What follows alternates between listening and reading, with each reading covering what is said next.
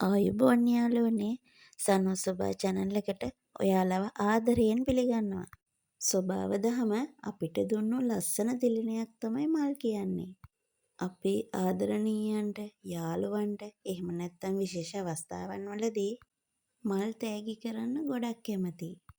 හැබැයි ඔයා දැනගෙන හිටියද අපි තෝරන මල්වල පාටින් වෙනස්ම අදහසක් සහ ගැඹුරු රහසක් තියෙනවා කියලා? අද වීඩියෝ එකෙන් අපි කතා කරන්නේ එක එක වර්ණයේ මල් පිටුපස තියෙන ඒ පුදුමාකාර අර්ථය ගැන. වීඩියෝ එකට යන්න කලින් channel එක subscribe කරලා නැත්නම් subscribe කරන්න අමතක කරන්න එපා. පළවෙනි එක තමයි රතු පාට.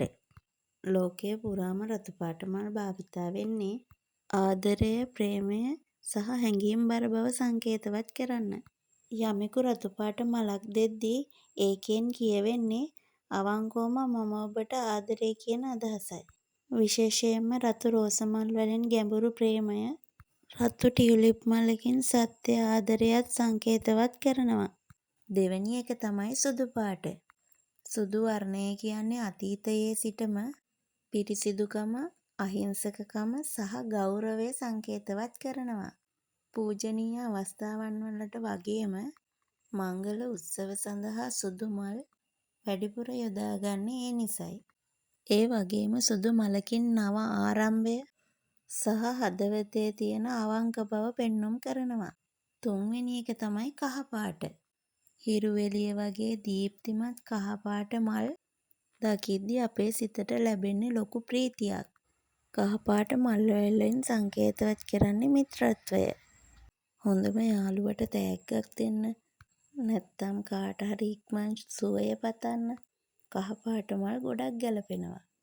හතරවෙනි එක තමයි දම් පාට. අතීතයේදී දම් පාට කියන්නේ රජවරුන්ට සහ සිටුවරුන්ට පමණක් වෙන් වූ රාජකීය වර්ණයක්. දම් පාට මල් වලින් කියන්නේ ගෞරවය, අභිමානය සහ ආකර්ෂණයයි. කෙනෙකුට ගෞරවය පිරිනමන්න හෝ විශේෂ ඇගයීමක් කරන්න දම් පාට මල් යොදා ගන්නවා.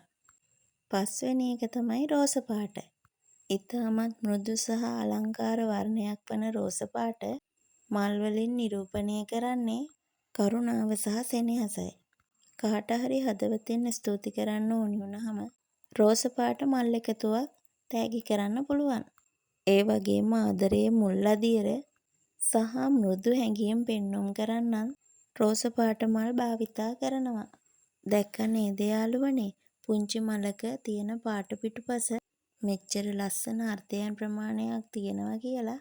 ඊළඟ පාර ඔයාලා කාට හරි මලක් තෑගි කරද්දී මේ අර්ථයන් ගැන පොඩ්ඩක් හිතලා බලන්න. ඔයාලා වැඩියෙන් ආස කරන්නේ මොන පාට මල් වලටද කියලා පහලින් කමෙන්ට් එකකුත් දාගෙන යමුද බලන්න. වීඩියෝ එකට කැමති නම් ලයික් කරලා යාළුවෝ අතර ෂෙයා කරන්න.